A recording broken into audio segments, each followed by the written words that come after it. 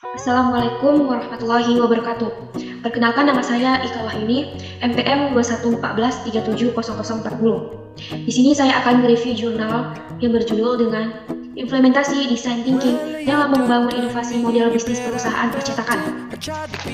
Lanjut, untuk mempersingkat waktu, marilah kita mulai. Yang pertama itu judul. Judulnya yaitu Implementasi Design Thinking dalam Membangun Inovasi Model Bisnis Perusahaan Percetakan. Yaitu saya ambil dari slide pertama. Dan yang kedua yaitu nama jurnal. Nama jurnal yaitu Journal of Business and Entrepreneurship Program Studi Management Universitas Kristen Petra. Yaitu saya ambil dari slide pertama juga.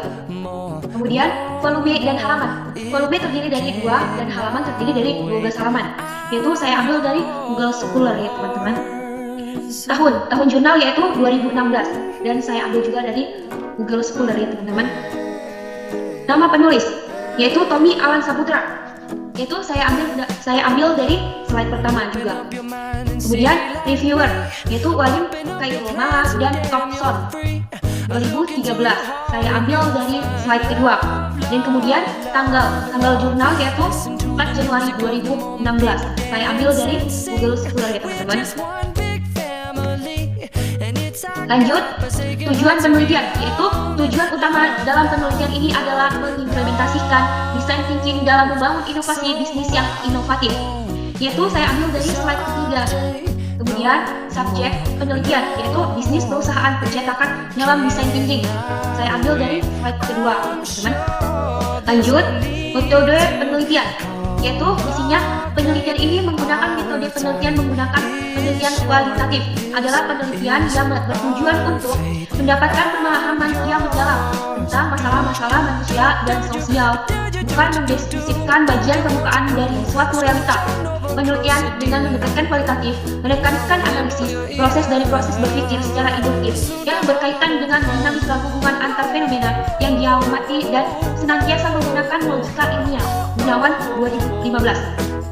Penelitian menggunakan penelitian kualitatif deskriptif dengan menggunakan metode eksploratif. Metode eksploratif adalah suatu metode yang berusaha menjelajah atau menggambarkan apa yang terjadi, termasuk siapa, kapan, di mana, atau berhubungan dengan karakteristik suatu gejala atau masalah sosial, baik berupa pola, bentuk, ukuran, hingga distribusi, atau Silalahi 2016. Yaitu saya ambil dari slide kedua. Lanjut. Definisi operasional variabel dependent. Penelitian telah mendeskripsikan hasil wawancara dari keempat informan dan penyimpulan bahwa segmentasi yang digunakan subjek penelitian adalah segmentasi berdasarkan demografis dan geografis. Segmentasi ini termasuk jenis segmented market. Pada segmen market, segmen dan pramukan 2007 menjelaskan bahwa segmen pasar dapat berupa demografis, geografis, psikologis, psikografis, dan sosial budaya. Pada aspek demografis, segmentasi berasal dari pendapatan dan umur. Dari segi pendapatan, keempat informasi mengatakan bahwa meskipun segmennya golongan menengah ke atas maupun ke bawah dapat dilayani, tetapi fokus utama segmentasi subjek penelitian ini adalah dari segmentasi pendapatan menengah ke bawah. Yaitu saya ambil dari slide kelima ya teman-teman. Lanjut, yaitu cara dan alat ukur variabel dependent. Isinya yaitu dalam penelitian ini, penelitian menggunakan triangulasi sumber sebagai uji validitas data yang diperoleh. Menurut Viersma 1986, dalam Sugiono 2014, triangulasi sumber mengecek data yang diperoleh melalui berbagai sumber, di mana dari informan pertama yaitu pemilik, ke informan kedua atau ketiga. Informan pertama sebagai dapat berupa direktur, lalu dibandingkan dengan data yang diperoleh manajer dan lain sebagainya. Setelah itu, data dikategorisasikan, dipilih pandangan yang sama, yang berbeda dan spesifik dari informan tersebut. Penelitian melihat bahwa triangulasi sumber sangat cocok digunakan untuk menguji validitas, karena pada penelitian ini, penelitian melibatkan banyak informan. Yaitu saya ambil dari slide ketiga. Lanjut. Definisi operasional independen, yaitu isinya agar perusahaan tetap berkembang di pasar yang kompetitif, maka perusahaan dituntut untuk memiliki competitive advantage dengan cara memberikan nilai lebih berupa inovasi di dalamnya. Menurut Ojasalu 2018, inovasi dapat diciptakan melalui inovasi pada produk, proses, dan pasar. Menurut Yin 2004-2011, inovasi yang tidak mainstream dan memberi dampak signifikan pada performa perusahaan dapat berasal dari cross innovation, application innovation, dan bisnis model innovation. OTK dan Sebuk 2010 mengungkapkan bahwa inovasi merupakan salah satu alat yang digunakan perusahaan untuk meningkatkan pertumbuhan. Inovasi juga menjadi salah satu elemen penting dalam membangun keunggulan kompetitif. Melalui inovasi, perusahaan memiliki daya pembeda dengan perusahaan-perusahaan lain, terutama yang berada dalam industri yang sama. Inovasi dilihat sebagai pendorong utama kinerja perusahaan. Itu Hana 2013. Itu saya ambil dari slide pertama. Kemudian yaitu langkah penelitian. Isinya tahap pertama observe, yaitu penelitian melihat pengguna dan perilaku mereka pada menggunakan produk atau kotak makanan dan poster. Tahap kedua yaitu engage, yaitu berinteraksi dan melakukan interview kepada pengguna terkait kebutuhan dan harapan. Tahap ketiga yaitu MSC, yaitu mencoba untuk mengalami atau merasakan apa pelanggan alami atau rasakan. Tahap terakhir adalah prototyping, di mana penelitian dan subjek penelitian menjadikan ide menjadi bentuk atau terlihat. Pada penelitian ini, prototyping menggunakan post-it dan desain gambar.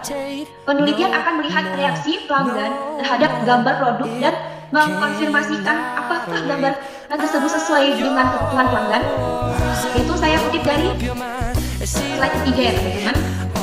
Lanjut, kemudian hasil penelitian, yaitu isinya hasil penelitian dapat disimpulkan bahwa design thinking juga dapat dijadikan problem solving.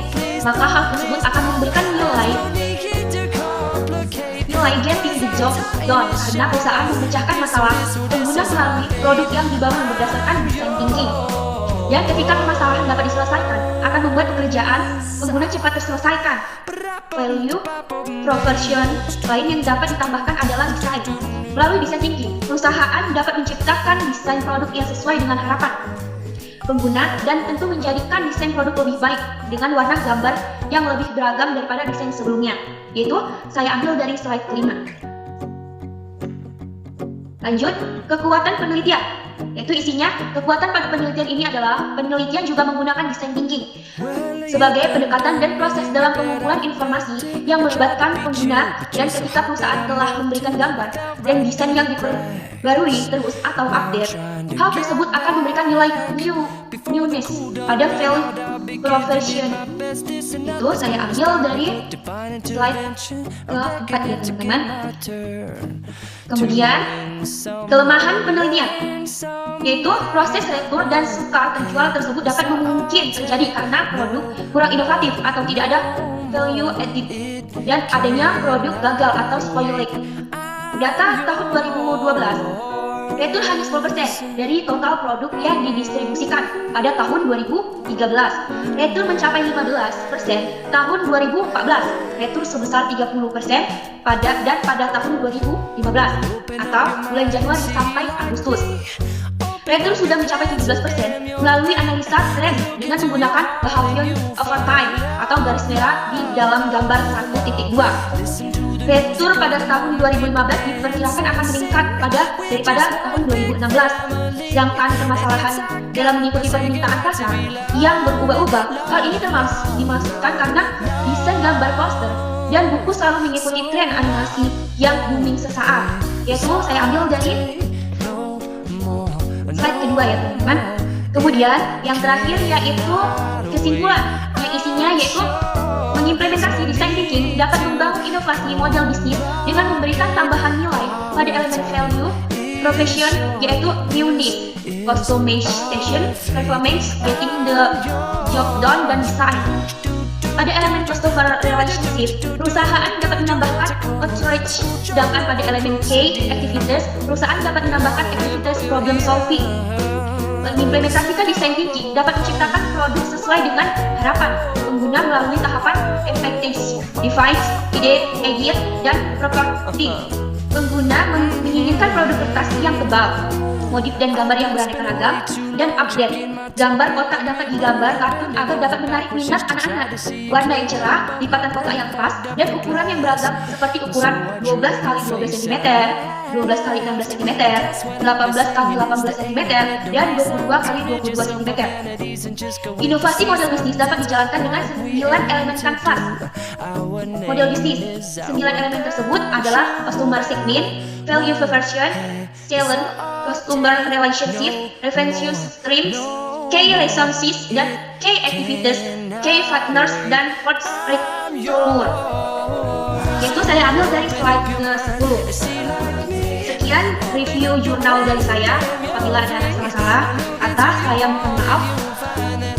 Saya akhiri dengan wabillahi taufiq wal hidayah. Assalamualaikum warahmatullahi wabarakatuh. Terima kasih.